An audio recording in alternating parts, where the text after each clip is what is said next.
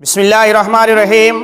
معزز سامعین کرام، پیارے آقا کے پیارے پیارے دیوانوں، رمضان المبارک کے مہینے میں اگر کوئی آدمی روزہ رکھنے کے بعد روزہ توڑ دے، یعنی آدمی صحت مند ہو، تندرست ہو اور مقیم ہو، حالت سفر میں نہ ہو، یعنی مسافر نہ ہو بلکہ گھر میں ہو، مقیم ہو، تندرست ہو، صحت مند ہو، اور پھر وہ آدمی مرد یا عورت روزہ رکھ لے، روزہ رکھنے کے بعد پھر اس روزے کو جان بوجھ کر کے توڑ دے، یعنی جان بوجھ کر کے توڑنے کا مطلب یہ ہے وہ جان رہا ہے کہ مجھ پر روزہ فرض ہے اور میں حالت روزہ سے ہوں، پھر وہ کھا لے یا پی لے یا بیوی سے جمع کر لے، ہم بستری کر لے، یعنی جان بوجھ کر کے جانتے ہوئے کہ روزے سے ہے پھر روزہ کو توڑ دے، ایسے شخص پر شریعت کا حکم یہ ہے کہ اسے روزے کا کفارہ دینا پڑے گا۔ اب روزے کا کفارہ ہے کیا؟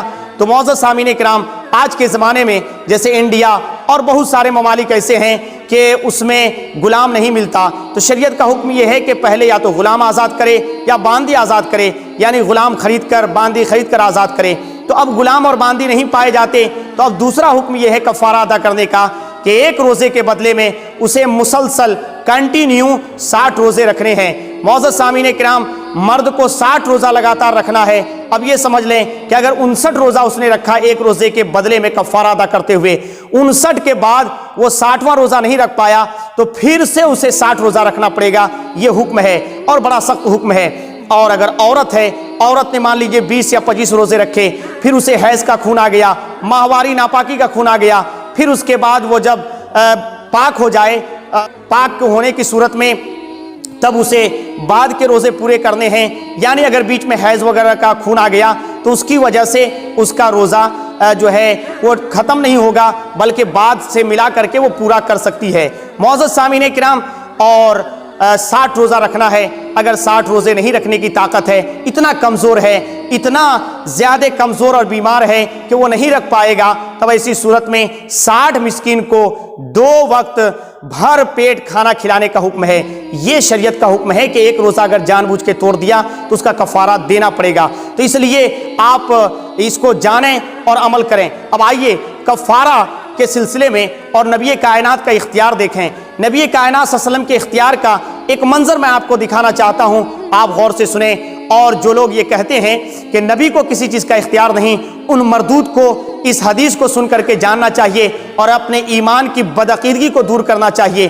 آئیے میں آپ کو سناؤں، بڑا پیارا واقعہ ہے۔ حضرت ابو ہریرہ رضی اللہ تعالیٰ عنہ روایت کرتے ہیں، آقا کریم صلی اللہ علیہ وسلم کی بارگاہ میں صحابہ کرام تشریف فرما ہے، نبی کائنات جلوہ افروز ہیں۔ اسی درمیان ایک صحابی آتا ہے، آنے کے بعد عرض کرتا ہے، قد ہلکت یا رسول اللہ، یا رسول اللہ صلی اللہ علیہ وسلم میں ہلاک ہو گیا، یا رسول اللہ میں برباد ہو گیا۔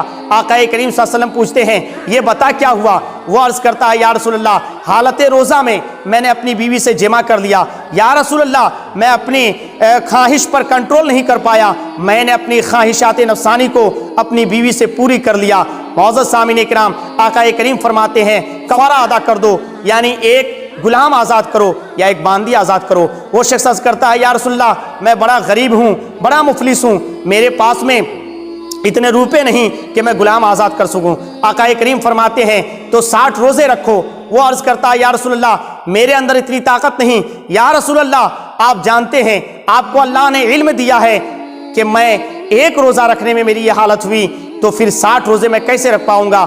آقا کریم فرماتے ہیں تو پھر 60 مسکین کو کھانا کھلاؤ، یعنی 2 وقت بھر پیٹ کھانا کھلاؤ 60 مسکین کو۔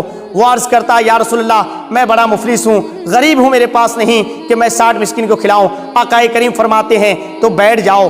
اب کچھ دیر کے بعد نبی کائنات کی بارگاہ میں کھجور کا ایک ٹوکرا پیش کیا جاتا ہے۔ آقا کریم فرماتے ہیں وہ سائل کہاں گیا جس نے مجھ سے سوال کیا تھا؟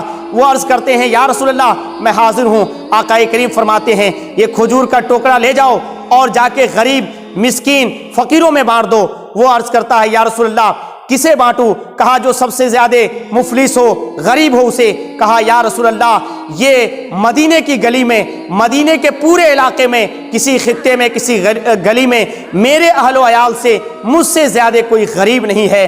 کہتے ہیں راوی فضحك النبی صلی اللہ علیہ وسلم حتی بدت انیابہ ثم قال اطعمہ اہلک۔ نبی کائنات صلی اللہ علیہ وسلم کا اتنا سننا تھا کہ آپ مسکرانے لگتے ہیں اور آپ کے دندان مبارک، دانت مبارک ظاہر ہو جاتے ہیں۔ پھر آقا کریم فرماتے ہیں کہ ٹھیک ہے، اسے لے جاؤ، اپنے گھر والوں کو کھلا دو۔ قربان جائیے اختیارات مصطفیٰ پر کہ شریعت کا مسئلہ یہ ہے، شریعت کا حکم یہ ہے کہ اگر آدمی ایک روزہ جان بوجھ کر توڑ دے تو غلام آزاد کرے، غلام آزاد نہیں کر سکتا ہے تو اب کنٹینیو 60 روزہ رکھے، 60 روزہ رکھنے کی طاقت نہیں ہے، کمزور ہے، بیمار ہے، تو ایسی صورت میں 60 مسکین کو کھانا کھلائے۔ یہ شریعت کا حکم ہے۔ لیکن قربان جائیے میرے آقا کے اختیار پر، آقا کریم جس چیز کو حرام کہہ دیں اللہ اسے حرام بنا دیتا ہے، آقا کریم جس چیز کو حلال قرار دے دیں، جس کے حق میں قرار دے دیں وہ حلال ہو جاتا ہے۔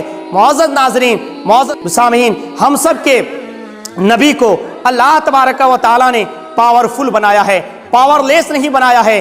ہمارے آقا جسے حرام فرما دیں وہ چیز حرام ہو جاتی ہے، جسے حلال کہہ دیں وہ حلال ہو جاتی ہے۔ اسی لیے کسی شاعر نے کہا ہے، جسے نبی نے کہہ دیا حرام وہ حرام ہے، حرام وہ حرام ہے۔ جسے نبی نے کہہ دیا حرام وہ حرام ہے، جسے حلال کہہ دیا، جسے حلال کہہ دیا حلال لاجواب ہے، حلال لاجواب ہے۔ معزز سامعین کرام، آپ نے دیکھا نبی کائنات کا اختیار۔ معزز سامعین کرام، اس لیے سرکار اعلیٰ حضرت عظیم البرکت ارشاد فرماتے ہیں، میں تو مالک ہی کہوں گا کہ ہو مالک کے حبیب، میں تو مالک ہی کہوں گا کہ ہو مالک کے حبیب، یعنی محبوب و محب میں نہیں میرا تیرا، محبوب و محب میں نہیں میرا تیرا۔ معزز سامعین کرام، اسی لیے کہا ہے کہ خالق کل نے آپ کو مالک کل بنا دیا، خالق کل نے آپ کو مالک کل بنا دیا۔ دونوں جہاں ہے آپ کے قبض و اختیار میں، دونوں جہاں ہے آپ کے قبض و اختیار میں۔ تو یہ ہے میرے آقا کائنات کا اختیار کہ نبی کائنات نے خود اس جو ہے سائل کے حق میں کہہ دیا کہ جس کو کفارہ ادا کرنا تھا اسی کو کہا کہ لے جاؤ کفارے کا سامان کھا لو۔ حالانکہ شریعت کا مسئلہ یہ ہے کہ آدمی جب کفارہ ادا کرے تو کفارہ ادا کرنے والا وہ خود نہیں کھا سکتا ہے، اسی طرح سے صدقہ واجبہ ادا کرنے والا وہ مال خود وہ نہیں کھا سکتا ہے۔ مگر قربان جائیے اختیارات نبی پر کہ نبی کائنات کفارہ ادا کرنے والے کے حق میں خود وہ کفارے کا مال اسے جائز قرار دے دیتے ہیں، کہتے ہیں اسے کھا لو۔ تو معزز سامعین کرام، نبی کائنات پاورفل ہیں۔ اللہ تبارک و تعالی ہم سبوں کے ایمان و عقیدے کی حفاظت فرمائے، ہم سبوں کو نبی کائنات کی محبت میں، نبی کائنات کے اطاعت میں زندگی گزارنے کی توفیق عطا فرمائے۔